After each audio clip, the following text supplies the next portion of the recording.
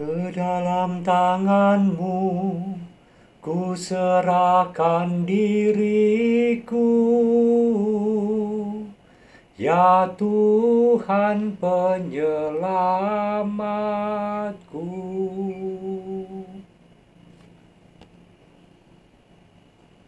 Halo saudara-saudara yang dikasihi oleh Tuhan, terus kita rayakan anugerah kehidupan. Siang ini jam 12 saya melayani sakramen tobat bagi para pelajar bersama Romo Dani dan juga Romo Victor. Saya memilih tidak di kamar pengakuan tetapi di meja ruang tamu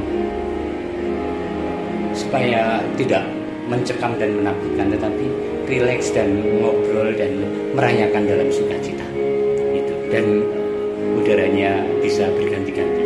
Itu saja. Yuk, Anda sudah mengaku dosa? Yuk, mengaku dosamu prapaskah, ya. Belas kasih Tuhan dilimpahkan pada kita. Halo, Nduk. Nah, itu anak-anak yang siap untuk sakramen tobat. Yuk, kita kesini ya. Saudari-saudara yang dikasihi oleh Tuhan, orang Katolik itu punya kebiasaan tradisi mengaku dosa, merayakan sakramen tobat, merayakan sakramen rekonsiliasi, perdamaian, pendamaian kita dengan Allah dan dengan semesta. Dan terutama pada menjelang hari raya penting atau peristiwa penting, orang Katolik dianjurkan untuk merayakan sakramen tobat dengan mengaku dosa di hadapan seorang imam.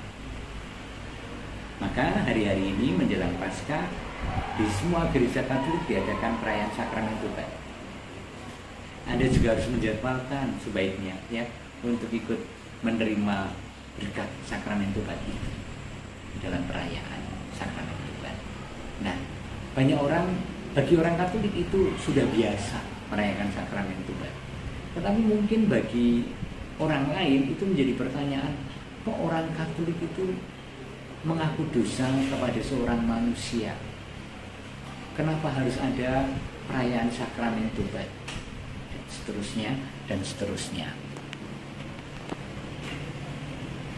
Kemudian kita yang otomatis sudah merayakannya setiap kali dan tidak ada sesuatu yang tidak nyaman, kemudian juga ikut bertanya, oh iya, kok saya harus merayakan sakramen tobat dan mengaku dosa pada seorang imam? Mengapa? Ada banyak alasan, baik dari tradisi maupun dari kitab suci. Nah, pada siang ini saya ingin mengajak Anda untuk melihat secara alkitabiah sakramen tobat itu berasal dari mana sih, atau dasarnya apa sih? Mari kita mulai dengan surat Yakobus bab 5 ayat 16. Allah melalui kitab suci memerintahkan kita untuk saling mengaku dosa dan saling mendoakan. Dah jelas. Surat Yakobus adalah kitab sucinya orang Katolik, orang Kristen. Dan di sana dikatakan supaya saling mengaku dosa dan saling mendoakan. Lanjut, Matius bab 9 ayat 6. Yesus mengatakan kepada kita bahwa Dia diberi kuasa di dunia ini untuk mengampuni dosa. Yesus, Allah manusia, diberi kuasa mengampuni dosa. Dan kemudian diteruskan dalam ayat 8. Allah yang telah memberikan kuasa sedemikian itu kepada manusia. Jadi Allah menitipkan kuasa pada manusia untuk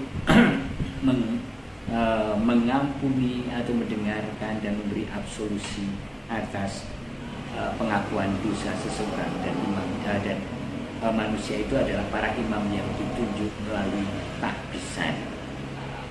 Kemudian kalau kita ingat sesudah kebangkitan, Yesus berjumpa dengan para murid untuk pertama kalinya, yaitu Yohanes 20 ayat 21 sampai 23.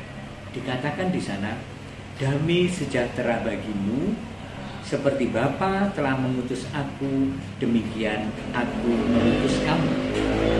Apa tugas perutusan itu?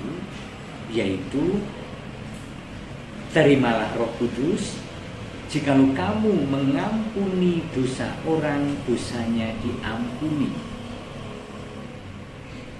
Dan jikalau kamu menyatakan dosa orang tetap ada, dosanya tetap ada.